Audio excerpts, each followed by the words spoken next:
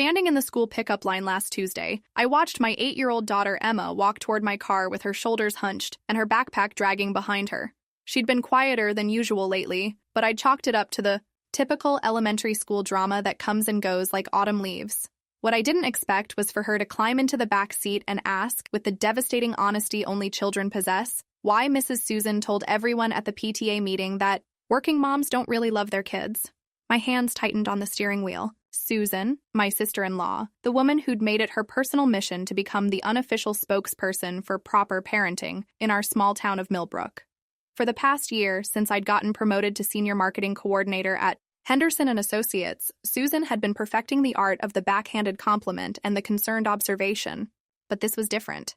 This had crossed from passive-aggressive commentary into something that was affecting my daughter's sense of security.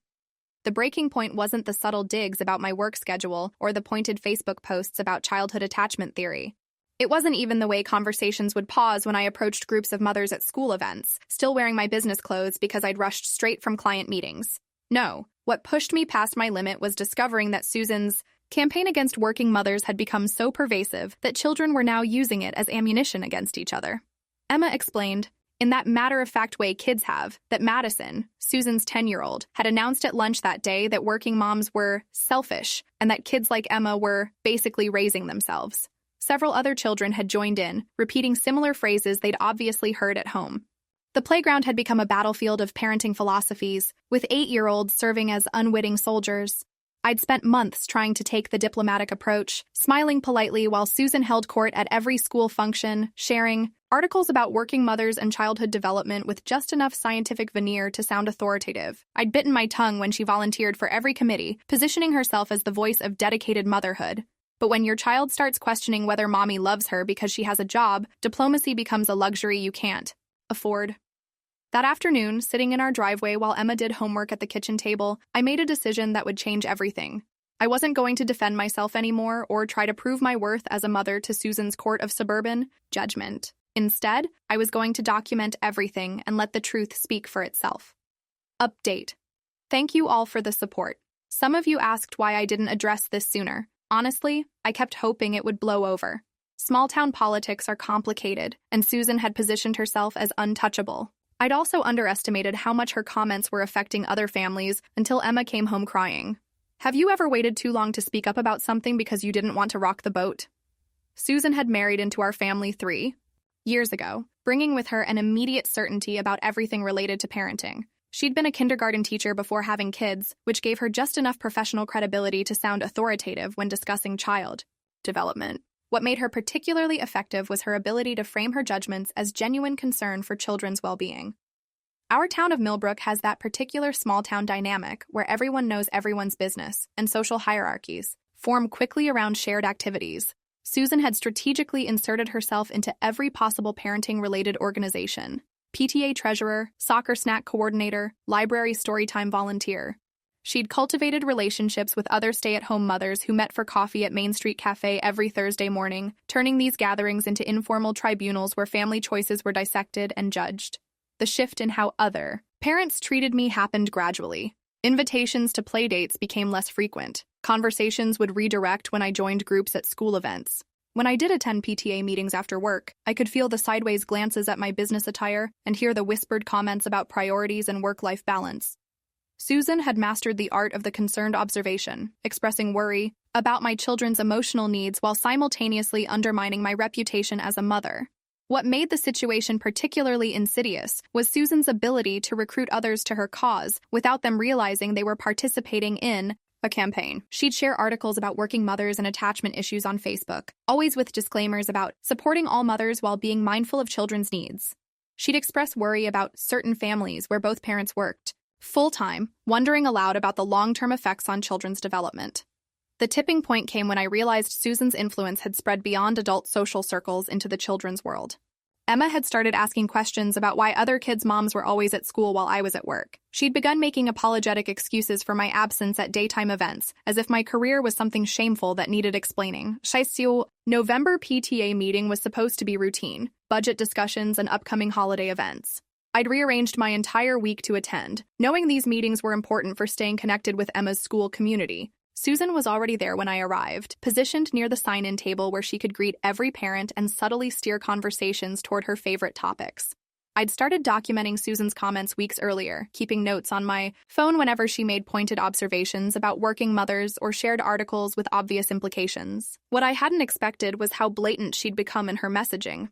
During the meeting's informal mingling period, I overheard her telling a group of parents about a recent article she'd read, linking working mothers to increased behavioral IFOR problems in children.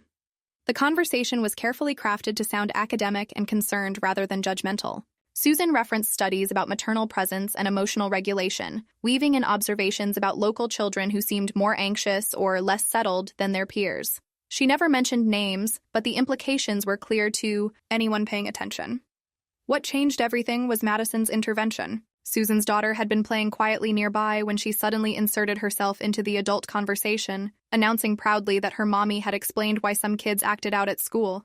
According to Madison, children with working mothers didn't get enough attention at home, so they misbehaved to get noticed. The 10-year-old had clearly been absorbing and internalizing her mother's commentary, turning it into simplified playground wisdom. The moment was awkward enough that several parents looked uncomfortable. But what happened next was worse. Madison, emboldened by the adult attention, continued sharing her mother's teachings about different types of families. She explained that her mommy said working moms were too busy making money to spend quality time with their children and that kids from these families needed extra patience because they were practically raising themselves. Mrs. Patterson, our school principal, had been standing close enough to hear the entire exchange. Her expression remained carefully neutral, but I noticed her making notes on her clipboard. Several other parents were shifting uncomfortably. Finally, hearing their private conversations reflected back through a child's unfiltered perspective. Susan's attempt at damage control only made things worse. She laughed nervously and claimed that children sometimes misunderstood adult conversations, but Madison corrected her, insisting she'd explained it perfectly. The child was genuinely proud of her sophisticated understanding of family dynamics, completely unaware that she was exposing her mother's systematic campaign against working parents. That's when I realized the full scope of what had been happening. Susan hadn't just been expressing personal opinions about parenting choices. She'd been conducting educational sessions with her children about the inadequacies of working mothers. Madison's confidence in her explanations suggested this wasn't a one-time conversation, but an ongoing curriculum in the household.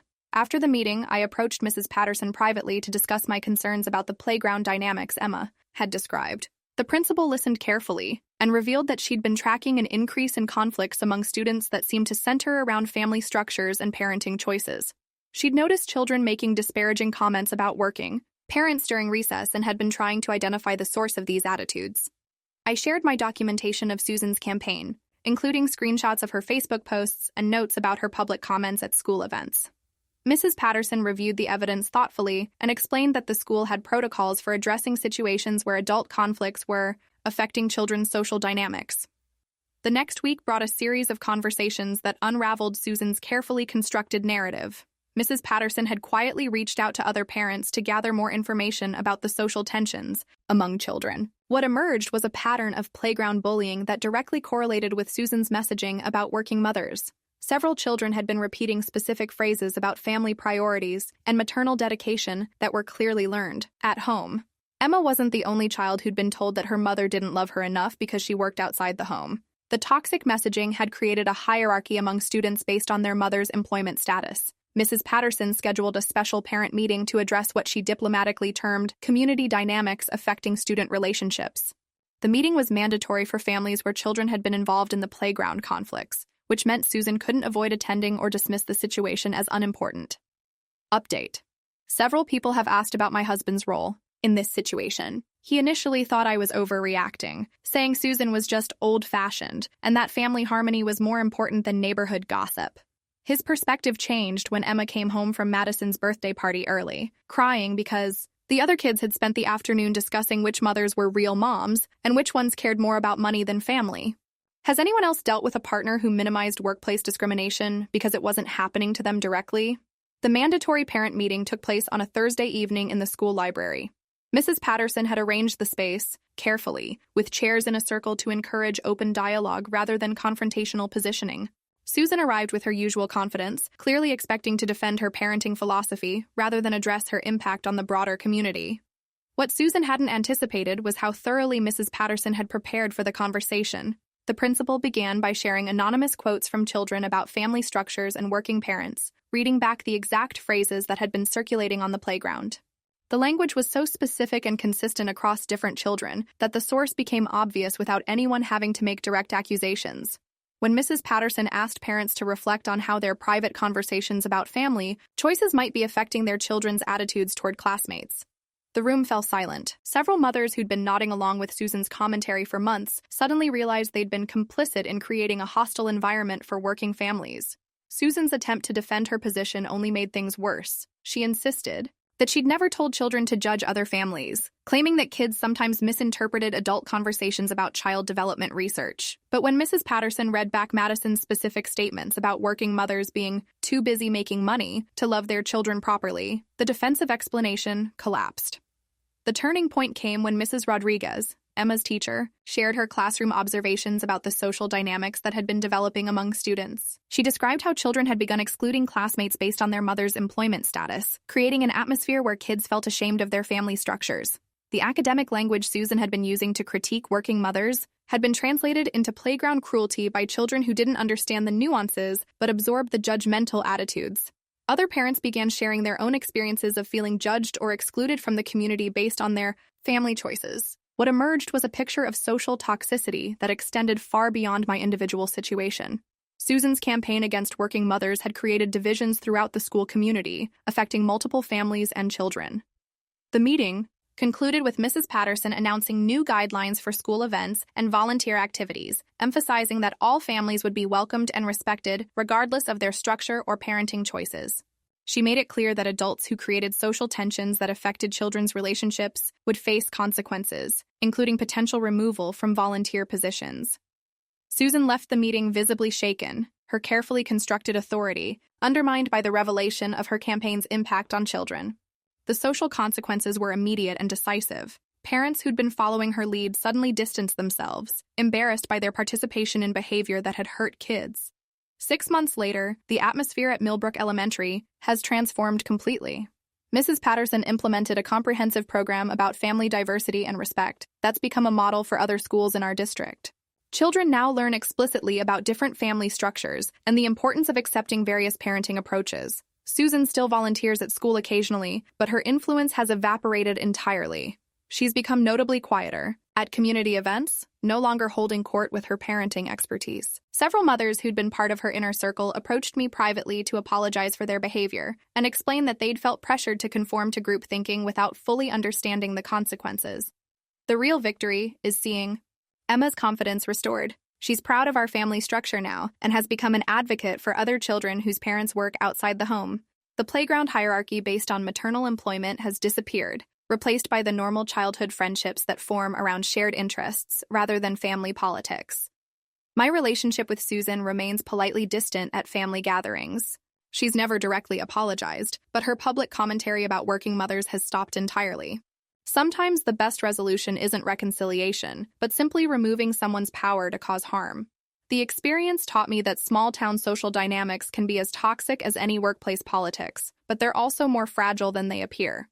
When behavior that seems socially acceptable gets exposed to scrutiny, it often collapses under its own weight.